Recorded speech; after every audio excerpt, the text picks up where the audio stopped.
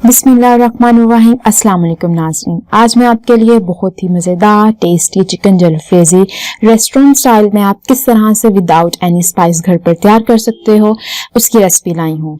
और नाज़रीन, हमारे चैनल की यही कोशिश होती है कि आप लोगों को बहुत ही आसान और सादा इंग्रेडिएंट्स की मदद से रेसिपीज को बनाना सिखाया जाए ताकि आप लोग इजीली इसको अफोर्ड करके घर पर तैयार कर सको।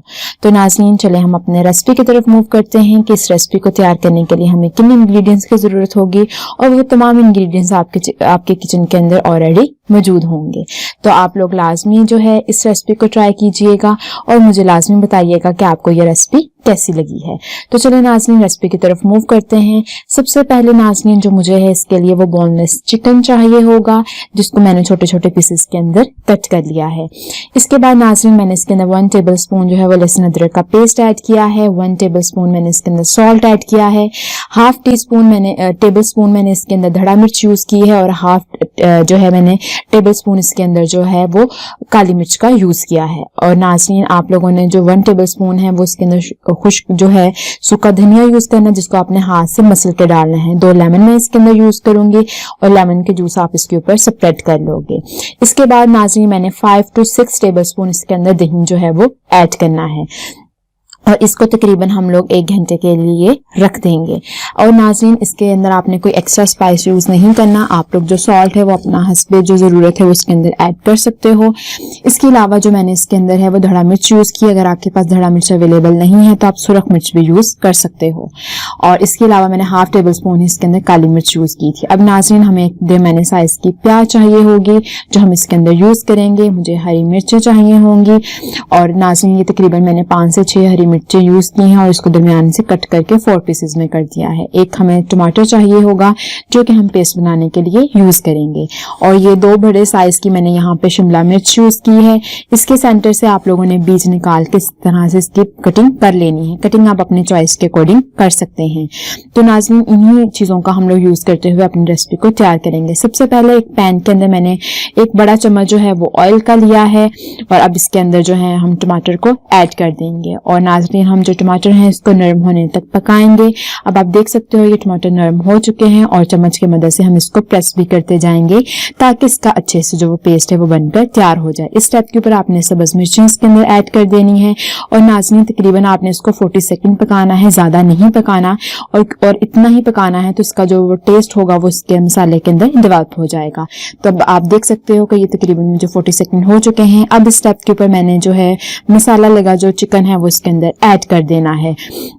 और नाज़रीन, इसके अंदर जो है हमारे पास दही ज्यादा यूज हुआ है और इसने दही के पानी के अंदर ही पकना है। आपने एक्स्ट्रा पानी इसके अंदर यूज नहीं करना। अब हम चम्मच के मदद से इसको अच्छे से मिक्स कर देंगे और नाज़रीन, हम लोग जो है इसको दही के पानी के अंदर ही पकने देंगे, जिससे हमारा जो चिकन है वो भी बहुत ज्यादा सॉफ्ट और जूसी हो जाएगा। अब आप देख सकते हो कि मेरे पास जो ऑयल है वो इससे सेपरेट होना स्टार्ट हो गया है। और नाज़रीन, आप लोगों ने इसको इस ही स्टेप तक पकाना है और मैंने इसके अंदर कोई एक्स्ट्रा जो है इंग्रेडिएंट यूज नहीं किया हुआ। अब ढक्कन देके हम इसे थोड़ी देर के लिए पकने देंगे ताकि हमारे पास जो गोश्त है वो अच्छे से गल जाए। अब आप देख सकते हो नाज़रीन, इसके अंदर ऑयल सेपरेट हो चुका है और हमारे पास कितनी ही ज्यादा जो यमी ग्रेवी जो बनकर है वो रेडी हो चुकी है। अब आपको मैं दिखा भी देती हूँ कि हमारे पास इसकी जो ग्रेवी है वो किस तरह से तैयार हुई है और मैंने इसके अंदर कोई भी जो एक्स्ट्रा चीज है वो ऐड नहीं की। आप देख सकते हो कि इसका मसाला कितना ही ज्यादा अच्छी ग्रेवी बनकर वो रेडी हो गई है। मैंने इसके अंदर जस्ट दही का ज्यादा यूज किया था। अब आप देख सकते हो कि ऑयल भी इसके अंदर से सेपरेट हो गया है। और नाज़रीन, इतनी ही स्टेप तक आपने चिकन को पकाना है। अब मैं इसके अंदर शिमला मिर्च को ऐड कर दूंगी और इसको भी हम थोड़ी देर तक पकाएंगे। तकरीबन मैंने इसको 2 से 3 मिनट तक पकाना है ताकि मेरे पास ये थोड़ी सी पक जाए। अगर आप लोगों को ज्यादा ये नहीं पकानी तो ये आपकी अपनी चॉइस है। इस स्टेप के ऊपर नाज़रीन, आप थोड़ा सा पानी भी ऐड कर सकते हो अगर आपको यहाँ पर जरूरत महसूस हो। अभी मुझे जरूरत महसूस नहीं हुई थी, इस वजह से मैंने यहाँ पर पानी ऐड नहीं किया। अब आप लोग जो है इसे चम्मच की मदद से अच्छे से मिक्स कर दोगे और हम 1 से 2 मिनट इसको शिमला मिर्च को पकने देंगे। उसके बाद नेक्स्ट स्टेप के ऊपर नाज़रीन, हम लोगों ने जो प्याज है इसको उसके अंदर ऐड कर देना है। अब इस स्टेप के ऊपर मैंने इसके अंदर नाज़रीन प्याज को ऐड कर दिया है।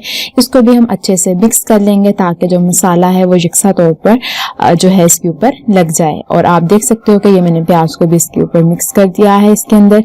और अब हम इसको जो है वो 1 से 2 मिनट तक पकने देंगे और फिर हम देखते हैं इसकी फाइनल लुक किस तरह से हमारे पास ये मज़ेदार जो है रेस्टोरेंट स्टाइल के अंदर चिकन जलफ्रेज़ी बनकर तैयार होगी। तो नाज़रीन जी, अब आप देख सकते हो कि हमारे पास मज़ेदार जो है चिकन जलफ्रेज़ी तैयार है और इसके अंदर जो ऑयल है वो भी सेपरेट हो चुका है। और नाज़रीन, ये आपके पास फाइनल स्टेप है। अब इसके अंदर आप लोगों ने जो फ्रेश सब्ज़ धनिया है वो कट करके इसके अंदर डाल देना है, जिससे इसकी खुशबू जो है वो दोबाला हो जाएगी। फ्रेश धनिया का लाजमी यूज़ कीजिए अपने आप लोग जो भी चीज़ बनाते हो, इससे इसकी खुशबू के अंदर बहुत ही ज़्यादा इजाफा हो जाता है। और नाज़रीन, आप देख सकते हो इसकी फाइनल लुक को। अब हम लोग इसको डिश आउट कर लेते हैं। तो देखिए नाज़रीन, हमारे पास मज़ेदार चिकन जलफ्रेज़ी तैयार है। नाज़रीन, अगर आपको ये वीडियो पसंद आई है तो काइंडली इसे लाइक कीजिएगा, शेयर कीजिएगा और प्लीज़ मेरे चैनल को सब्सक्राइब भी कीजिएगा। अल्लाह हाफिज़।